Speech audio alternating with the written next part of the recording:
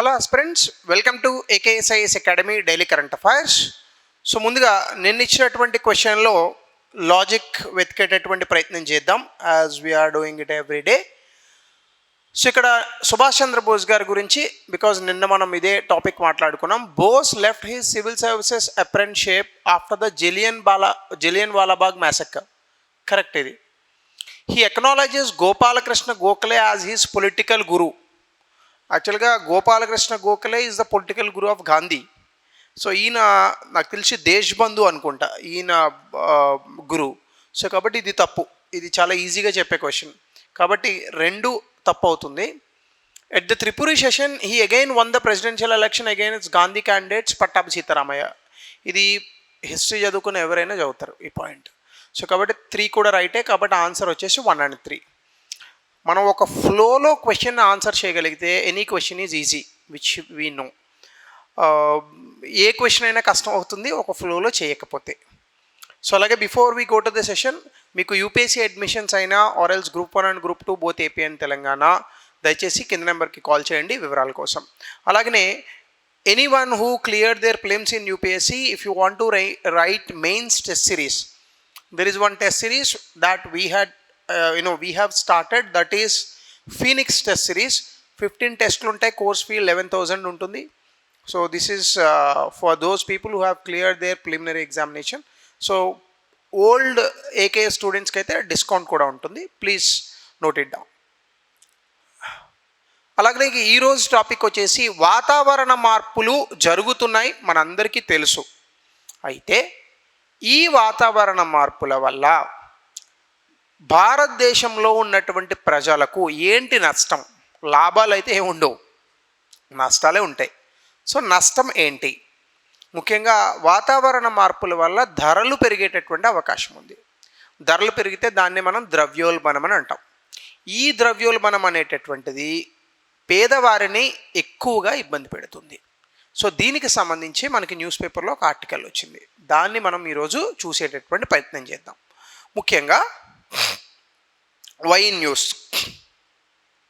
Climate change అనేటటువంటి దాన్ని చాలామంది చాలా లైట్గా తీసుకుంటారు. అసలు మామూలుగా అయితే భారతదేశంలో చాలా పర్సంటేజ్ ఆఫ్ పాపులేషన్కి వాతావరణ మార్పు అనేటటువంటి దానిపైన కనీస అవగాహన కూడా ఉండదు. ఎందుకంటే everyone is busy in their lifes. భారతదేశంలో పేదవాళ్ళు చాలా ఎక్కువగా ఉన్నటువంటి దేశం. పేదరికాన్ని పోగొట్టుకోవడానికే పాపం వాళ్ళు పొద్దున్న నుంచి సాయంత్రం వరకు చాలా కష్టపడుతూ పనిచేస్తూ ఉంటారు.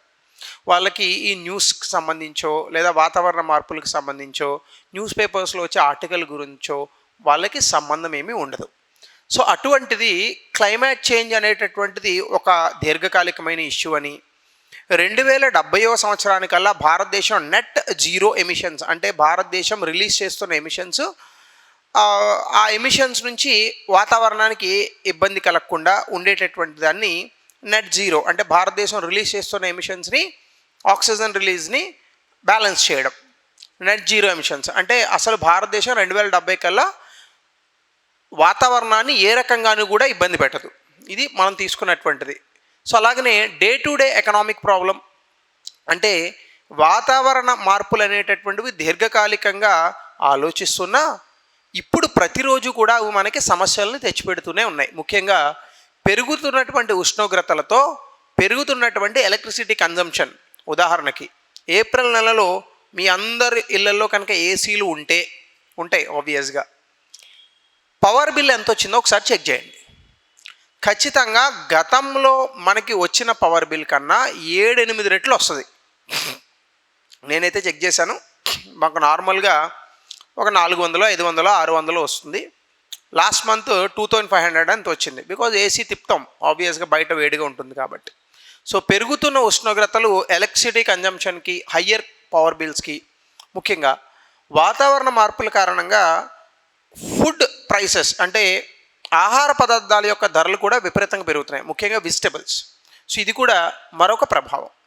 దీనికి సంబంధించి కాస్ట్ ఆఫ్ లివింగ్, అంటే వాతావరణం వేడెక్కే కొలది మన కాస్ట్ ఆఫ్ లివింగ్, అంటే మన తాలూకా జీవనానికి సంబంధించినటువంటి ఖర్చు, ఇది కూడా పెరుగుతుంది. దీనివల్ల ఎక్కువగా ఎఫెక్ట్ అయ్యేటటువంటి పీపుల్ ఎవరు? పేదవారు, వల్నరబుల్ పీపుల్ ఎక్కువగా దీనివల్ల ఎఫెక్ట్ అవుతారు. అయితే దీనికి సంబంధించి ఎలా ఈ యొక్క క్లైమేట్ చేంజ్, వాతావరణ మార్పు ప్రతిరోజు మన జీవితాలను ఇంపాక్ట్ చేస్తుంది, అంటే ప్రతిరోజు మన జీవితాలను ఇది ప్రభావితం చేస్తుందో చూద్దాం. ముఖ్యంగా ఫుడ్ అండ్ బెవరేజెస్. సాధారణంగా మనకి సిపిఐ ఇన్ఫ్లేషన్ అని ఒకటి ఉంటుంది, అంటే కన్జ్యూమర్ ప్రైస్ ఇండెక్స్ అని అంటాం. మరొకటి ఉంటుంది హోల్సేల్ ప్రైస్ ఇండెక్స్. టోకు ధరల సూచిక, కన్జ్యూమర్ ప్రైస్ ఇండెక్స్ అంటే వినియోగదారుల ధరల సూచిక. వినియోగదారుల ధరల సూచికలో ఎక్కువగా మనం తాగేవి తినేవి ఉంటాయి. సో ఇది 46% దీని తాలూకా వెయిటేజ్ ఉంటుంది. సో ఇటీవల కాలంలో మనం కనుక దీన్ని గమనిస్తే వాతావరణ మార్పుల కారణంగా చాలా విపరీతమైనటువంటి సిపిఐ ఇన్ఫ్లేషన్ వస్తుంది. అంటే ధరలు అనేటటువంటివి వాతావరణ మార్పుల కారణంగా విపరీతంగా పెరుగుతున్నాయి. అలాగే అత్యధికంగా వడగాల్పులు, అనుకోకుండా అసలు ఎలా వస్తుందో తెలియనటువంటి నైరుతి ఋతుపవనాలు, వీటి కారణంగా పంటల యొక్క దిగుబడి అనేటటువంటి చాలా ఇంపాక్ట్ అవుతుంది. దీనివల్ల సకాలంలో విత్తనాలు వేయడము, దాని నుంచి పంటల దిగుబడిని తీసుకోవడం అనేటటువంటిది కొంత మారుతుంది. సో ఇది కూడా దీనికి పెద్ద ఎగ్జాంపుల్, ఉదాహరణకి ఇది కూడా ఒక పెద్ద ఇంపాక్ట్. దీనికి ఉదాహరణ 2023 సంవత్సరంలో అనుకున్న దానికన్నా 6% తక్కువ వర్షపాతం వచ్చింది. దీని కారణంగా పప్పు దినుసులు, అలాగనే ఆయిల్, నూనెను ఉత్పత్తి చేసేటటువంటి గింజలు, ఇవన్నీ కూడా చాలా ఇబ్బంది పడ్డాయి. దిగుబడి తగ్గింది. దిగుబడి తగ్గడం వల్ల డిమాండ్ ఆబ్వియస్గా అంతే ఉంటుంది లేదా పెరుగుతుంది. సప్లై తగ్గడం వల్ల 6-15% వాటి యొక్క ధరలు అనేటటువంటివి ఆకాశాన్ని అంటాయి. అలాగనే దీని కారణంగా సప్లైలో కొన్ని మార్పులు రావడము, కొంతమంది ధరలు పెరుగుతున్నాయి కాబట్టి వీటిని నిల్వ ఉంచుకొని అధిక ధరలకు అమ్ముకునేటటువంటి ప్రయత్నం చేయడము, వచ్చేటటువంటి మార్కెట్ స్పెక్యులేషన్స్, ఇవన్నీ కూడా సాధారణమైనటువంటి ప్రజల్ని చాలా ఎక్కువగా ప్రభావితం చేస్తున్నాయి. అంటే మనం ఆలోచించాల్సింది ఏంటి, అధికంగా వచ్చేటటువంటి వేడి, ముఖ్యంగా వాతావరణ మార్పుల కారణంగా, దీని కారణంగా ప్రభావితమయ్యి ఇబ్బందుల్లో వచ్చేటటువంటి నైరుతి ఋతుపవనాలు, ఈ కారణంగా అనుకున్న దానికన్నా ద్రవ్యోల్బణం మనకి 5% ఎక్కువగా ఉంటుంది.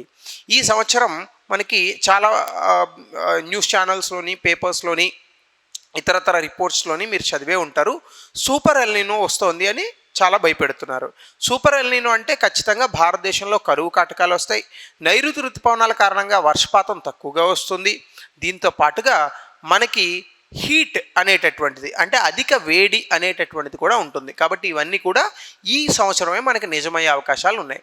దీంతోపాటు అధికంగా వడగాల్పులు వచ్చినప్పుడు ఎక్కువగా మనం ఏసీలు, కూలర్స్ వాడుతూ ఉంటాం. దానికి అధికంగా కరెంటు బిల్లులు పెరుగుతూ ఉంటాయి. ముఖ్యంగా మే 2026లో 270 గిగావాట్ల ఎలక్ట్రిసిటీ డిమాండ్ మనకు వచ్చింది. అలాగే కాస్ట్లీ ఫ్యూయల్ పర్చేజెస్, మీ అందరికీ తెలుసు ఇప్పుడున్నటువంటి డీజిల్, పెట్రోల్, ఇంకా ఇతరత్ర ఫ్యూయల్స్ తాలూకా ధరలు కూడా చాలా ఎక్కువగా ఉన్నాయి.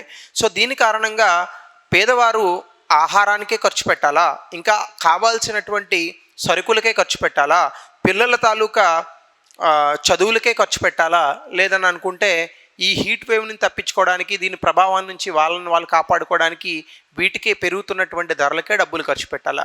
ఇది భారతదేశంలో పేదవారి యొక్క పరిస్థితి, ముఖ్యంగా వాతావరణ మార్పుల కారణంగా. కాబట్టి వాతావరణ మార్పులకి మనదైనటువంటి శైలిలో, మన పరిధిలో ఎంతవరకు మనం వాతావరణ మార్పులకి సహాయం చేయగలమో జరగకుండా చేయాలి. ముఖ్యంగా పెద్దగా ఏం చేయాల్సిన అవసరం లేదు. ఉదాహరణకి చెట్టులు నరకకుండా ఉంటే చాలు, కనీసం 1-2 మొక్కల్ని పెంచగలిగితే చాలు, చెత్త వేసేది కొంచెం చెత్తబుట్టలో వేస్తే చాలు. ఇవన్నీ వాతావరణ మార్పులకి మనం చేసేటటువంటి సహాయాలే. చిన్న మార్పుల వలన కూడా భూమిని కాపాడుకోవచ్చు. 2, వాటర్ స్కేర్సిటీ. విపరీతంగా మనకి వేడి పెరగడం, అలాగనే వాతావరణ మార్పులు, వర్షపాతం రాకపోవడం, దీనివల్ల భూగర్భ జలాలను మనం విపరీతంగా వాడుతున్నాం. దీని కారణంగా ఏమవుతుంది, భూగర్భ జలాలు ఎండిపోతున్నాయి, వాటి నుంచి నీళ్లు తోవడానికి ఇంకా అధికంగా ఖర్చు అవుతుంది. ముఖ్యంగా అర్బన్ ట్యాంకర్ ఎకనామీ, మీ అందరికీ తెలుసు, ఇటీవల కాలంలో హైదరాబాద్ లాంటి నగరాలలో నీరు కొరత ఏర్పడినటువంటి సమయంలో కొన్ని వేల కోట్ల రూపాయల నీటి వ్యాపారం జరుగుతుంది. అంటే కేవలం ఒక ట్యాంకర్తో నీరు తెప్పిస్తే 5,000 రూపాయల నుంచి 10,000 రూపాయలు వసూలు చేస్తున్నారు. సో మనం అర్థం చేసుకోవచ్చు. అలాగనే స్లమ్స్, మార్జినలైజ్డ్ కమ్యూనిటీస్, ముఖ్యంగా స్లమ్ ఏరియాస్ ఉంటాయి. ఎక్కువ మంది చాలా తక్కువ స్పేస్లో బతుకుతూ ఉంటారు. ఈ ఏరియాస్లో మురికివాడలని అంటాం. ఈ ఏరియాస్లో నీరు లేక చాలా ఇబ్బంది పడేటటువంటి కుటుంబాలు కూడా లేకపోలేదు.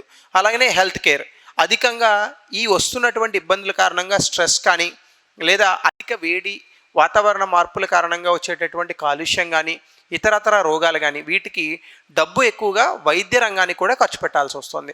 పబ్లిక్ హెల్త్ కేర్ కూడా మనం అనుకున్న స్థాయిలో భారతదేశంలో ఉండదు కాబట్టి మన జేబులోంచే అధికంగా ఎక్స్పెండిచర్ పెట్టాల్సినటువంటి పరిస్థితి. దీంతోపాటు కొంతమంది వ్యక్తులకి ఎప్పుడైతే ఈ జబ్బులు రోగాలు వస్తాయో వాళ్ళు కొంత శరీరం తాలూకా బరువు తగ్గిపోయి వాళ్ళ ఫ్యామిలీ మొత్తం కూడా డెడ్ సైకిల్స్లో పడిపోయి సంపాదన తగ్గి ఇవన్నీ కూడా కొంత ఇబ్బందికరమైన పరిస్థితులు కూడా ఉంటాయి. వేజ్ లాసు వెయిట్ లాసు రెండు ఉంటాయి. So unequal economic burden. అయితే ఈ ఎకనామిక్ బర్డెన్ అనేటటువంటిది అన్ని ప్రాంతాల్లోని సమానంగా ఉంటుందా, అందరికీ వ్యక్తులకి సమానంగా ఉంటుందా లేదని చెప్తోంది వరల్డ్ బ్యాంక్. అంటే క్లైమేట్ చేంజ్ ఏం చెప్పేది ఏంటి, ఇండియా జీడిపి వాతావరణ మార్పుల వల్ల భారతదేశం యొక్క జీడిపి 2050 సంవత్సరానికల్లా కనీసం 2.8% తగ్గుతుంది. దీనివల్ల మధ్యప్రదేశ్, ఉత్తరప్రదేశ్, రాజస్థాన్, మహారాష్ట్ర అధికంగా జనాభా ఉన్నటువంటి రాష్ట్రాలు, ఈ రాష్ట్రాల్లోనే అధికంగా దీని యొక్క ప్రభావం పొందే అవకాశం ఉంది. ముఖ్యంగా ఈ యొక్క రీసోర్సెస్ ఏవైతే ఉన్నాయో అంటే వనరుల్ని సరిగ్గా లేకపోవడము లేదా సరిగ్గా అడాప్ట్ చేసుకోకపోవడం వల్ల ఖచ్చితంగా ప్రజలు, ముఖ్యంగా పేద ప్రజలు ఎక్కువగా ఈ ప్రాంతాల్లో ఇబ్బంది పడే అవకాశం ఉంది. అలాగనే క్లైమేట్ చేంజ్ కారణంగా అంటే వాతావరణ మార్పు అనేటటువంటిది ఒక ట్యాక్స్ రూపంలో పనిచేసే అవకాశం ఉంది. దాన్నే రిగ్రెసివ్ ట్యాక్స్ అంటారు. ఉదాహరణకి జిఎస్టీ ఉంది, అది రిగ్రెసివ్ ట్యాక్స్. పేదవారు జిఎస్టీ పే చేయలేరు, అమ్మానీకి పెద్ద జిఎస్టీకి పెద్ద ఇబ్బంది ఉండదు. అంటే ఉదాహరణ పెట్రోల్ ఉందనుకోండి, పెట్రోల్ జిఎస్టీలో లేదు, వేరే సంగతి. లేదా ఒక అగ్గిపెట్టె తీసుకోండి, అగ్గిపెట్టె 5 రూపాయలు ఉందనుకోండి కాస్ట్, దాని మీద జిఎస్టీ 1 రూపాయి అనుకోండి. పేదవాడికి ఆ రూపాయి చాలా ఎక్కువ, కానీ అమ్మానీకో మరొక అదానీకో 1 రూపాయి పెద్ద ఎక్కువేం కాదు. దీన్నే రెగ్రెసివ్ ట్యాక్స్ అని అంటారు. అంటే పన్ను భారం కారణంగా, పన్ను అంటే ప్రభుత్వం వేసే పన్ను, మన పన్ను కాదు, ఆ పన్ను వల్ల ఈ పళ్ళు ఎట్లాగా ఊడతాయి అనుకోండి, వేరే సంగతి అది. కానీ ప్రభుత్వం వేసే పన్ను కారణంగా సాధారణ ప్రజలు ఇబ్బంది పడి సంపన్నులు ఇబ్బంది పడకుండా ఉంటే దాన్ని రెగ్రెసివ్ ట్యాక్స్ అని అంటారు. సో ఇప్పుడు వాతావరణ మార్పు కూడా అట్లాంటి రెగ్రెసివ్ ట్యాక్స్గానే పనిచేస్తోంది అని మనం అర్థం చేసుకోవచ్చు. మరి ఇందులో కొన్ని లిమిటేషన్స్ ఉన్నాయి. ఏంటది? మరి దీన్ని ఎందుకు ప్రభుత్వం సరిగా అర్థం చేసుకోలేకపోతుంది అంటే, చాలా ప్రాంతాల్లో heat waves or cold waves అంటే బాగా చలి వచ్చేటటువంటి సమయం కావచ్చు, అధికంగా ఈ వడగాల్పులు కావచ్చు, వీటిల్ని నేషనల్ డిజాస్టర్స్గా తీసుకోరు అసలు. అంటే ఇవి ఒక రకమైనటువంటి జాతీయ విపత్తుగా కన్సిడర్ చేయడు. రాజస్థాన్ లాంటి రాష్ట్రాలు చేస్తున్నాయి కానీ చాలామంది చేయట్లేదు. అలాగనే స్టేట్ డిజాస్టర్ రిలీఫ్ ఫండ్ లాంటి వాటిలో ఫ్లెక్సిబిలిటీ ఉన్నప్పటికీ కేంద్ర ప్రభుత్వం ఇచ్చేటటువంటి డబ్బు సరిపోదు.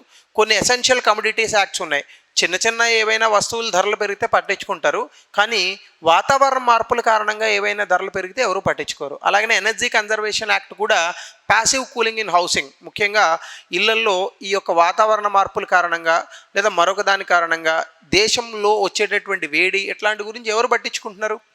సో ఈవెన్ మనం కూడా అర్బన్ ఏరియాస్లో ఇళ్లల్లో వేడి వస్తే ఏసీ కొనుక్కోవాలని ఆలోచిస్తున్నాం తప్ప పార్కులు ఎక్కువ పెంచండి, చెట్లు ఎక్కువ పెంచండి ఇట్లాంటి వాటి గురించి ఆలోచిస్తున్నామా? సో ఇవే మనకున్నటువంటి సమస్యలు. అలాగనే స్కీమ్లో కూడా ప్రధానమంత్రి ఫసల్ బీమా యోజన అని చెప్పి ఒకటి పెట్టారు, ఇన్సూరెన్స్ ఇవ్వడం. విలేజ్ లెవెల్లో అసలు అసెస్మెంటే చేయరు. ముఖ్యంగా వాతావరణ మార్పుల కారణంగా వాళ్ళకి ఎంత క్రాప్ లాస్ వచ్చింది డేటా ఏం లేదు. అలాగనే పిఎం కిసాన్లో భాగంగా కేంద్ర ప్రభుత్వం 6,000 రూపాయలు వస్తుంది, గుడ్. కానీ ద్రవ్యోల్బణం పెరిగినప్పుడు మరి దానికి అనుగుణంగా ఈ 6,000 రూపాయలు కూడా పెంచాలి కదా. ద్రవ్యోల్బణం 10% పెరిగింది, 6,600 రూపాయలు ఇవ్వాలి కదా రైతులకి, మరి అది ఇవ్వట్లేదు. అలాగనే స్టాట్యుటరీ హీట్ అలవెన్స్ విపరీతంగా కనుక ఈ వడగాల్పులు ఇవి వస్తే వర్కర్స్కి వాళ్ళ యొక్క ధరలు, వాళ్ళకి ఇచ్చేటటువంటి ఇన్కమ్ శాలరీస్ ఏవైతే ఉంటాయో అవి పెంచడం ఏమీ లేదు. ద్రవ్యోల్బణం పెరిగినా పెరగకపోయినా మనకి ఇచ్చేటటువంటి జీతాల్లో ఏ మార్పు లేదు, కానీ మనం అధిక ధరలను మాత్రం పే చేసి వస్తువులను కొనుక్కోవాలి. ఇది మనకున్నటువంటి మరొక సమస్య. అలాగే ఇన్స్టిట్యూషన్ అండ్ రెగ్యులేటరీ వ్యాక్యూమ్స్లో అసలు ఎమర్జెన్సీ వాటర్ సప్లై అనేటటువంటి దానికి ఏ రకమైన రెగ్యులేషన్ కూడా లేదు. ఎవరికి నచ్చినట్టు వాళ్ళు వాటర్ సప్లై చేసుకోవడమే. వాడు ఎక్కడి నుంచో వాటర్ పట్టుకొస్తాడు ఫ్రీగా, మనకు ఒక 5,000 10,000 వేస్తాడు, మనం కట్టేసుకోవాలి. అలాగే ఇంటర్స్టేట్ వాటర్ డిస్ప్యూట్స్ కారణంగా అంటే అంతర్రాష్ట్ర నదీ జలాల వివాదాల కారణంగా ఇరు రాష్ట్రాలు ఇబ్బంది పడుతున్నాయి. ముఖ్యంగా సీజన్స్లో వాటర్ ఉన్నప్పుడు పర్వాలేదు, వాటర్ లేని డ్రై సీజన్స్లో ఇరు రాష్ట్రాల ప్రజలు కూడా కొట్టుకొని చేస్తున్నారు. అట్లాగనే ఆయుష్మాన్ భారత్ అనేటటువంటిది హాస్పిటలైజేషన్ మీద ఫోకస్ చేస్తుంది, కానీ ఓపీడీ అంటాం, అంటే వాతావరణ మార్పుల కారణంగా ఎవరికో వడదెబ్బ కలిగింది అనుకోండి, వాడు హాస్పిటల్లో ఉండాల్సిన అవసరం లేదు, ఓన్లీ ఓపీడీకి వెళ్ళి కొన్ని ట్యాబ్లెట్స్లో సెలైన్ ఎక్కించుకోవడం ఇట్లాంటివి ఉంటాయి. వాటి గురించి ఎక్కడ ఆయుష్మాన్ భారత్లో మనం మాట్లాడట్లేదు. అలాగే ప్రైవేట్ ఓపీడీ కాస్ట్ చాలా ఎక్కువగా ఉంటాయి. ఒక హాస్పిటల్కి వెళ్తే మినిమం 200 రూపాయలు, మంచి హాస్పిటల్ అయితే 1500 2000 రూపాయలు కూడా ఛార్జ్ చేసే వాళ్ళు ఉన్నారు. మరి ఎక్కడ కూడా ఇన్సూరెన్స్లో కవర్ అవ్వవు. ఇన్సూరెన్స్ కవర్ అవ్వాలి అంటే మినిమం 24 గంటలు ఉండాలి. జ్వరం వచ్చిన వ్యక్తి 24 గంటలు హాస్పిటల్లో ఎందుకు ఉంటాడు చెప్పండి? ఇది మరొక సమస్య. హీట్ యాక్షన్ ప్లాన్స్ అనేవి మనం పెడుతున్నాం, కానీ వీటికి ఎక్కడ కూడా చట్టరూపం దాల్చట్లేదు, వాటికి ఫండింగ్ ఇవ్వట్లేదు. మీరు భారతదేశాన్ని తీసుకోండి, చైనా వాళ్ళ దేశాన్ని క్లీన్గా ఉంచుకోవడానికి 10 లక్షల కోట్ల రూపాయలు ఖర్చు పెడుతుంది ఎవ్రీ ఇయర్ బడ్జెట్. మనం ఎంత ఇస్తున్నామండి? 10,000 రూపాయలు, 10,000 కోట్లు ఇస్తున్నాం. 10 లక్షల కోట్లు ఎక్కడ, 10,000 కోట్లు ఎక్కడ? ఆయుష్మాన్ భారత్ అనే ఒక పథకం పెట్టి మనం డబ్బులు ఇవ్వకపోతే ఎలా ఈ దేశాన్ని మనం నీట్గా ఉంచగలం, నీట్గా క్లీన్ చేయగలం? జపాన్లో చాలా తక్కువ ఖర్చు పెడతారు, ఎందుకంటే జపాన్ ప్రజలంతా కూడా సివిక్ సెన్స్ ఉంటుంది. తిన్న చాక్లెట్ కాగితాన్ని కూడా జేబులో పెట్టుకుంటారు. మనం తిన్న చాక్లెట్ కాగితాన్ని కూడా రోడ్డు మీద వేస్తాం. సో ప్రజలు కూడా కొంత మారాలి. అలాగనే వీటికి సంబంధించి ఏ రకమైన మెజర్స్ తీసుకోవాలి? First, omnibus climate resilience and adaptation act, అంటే ఒక స్టాట్యుటరీ, అంటే పార్లమెంట్ చట్టం చేసినటువంటి నేషనల్ క్లైమేట్ అడాప్టేషన్ అథారిటీని తీసుకొచ్చి అంతర్ మినిస్ట్రీస్ ఉంటాయి, అంటే మంత్రిత్వ శాఖలు ఉంటాయి, చాలా మంత్రిత్వ శాఖల్ని సమన్వయం చేయాలి.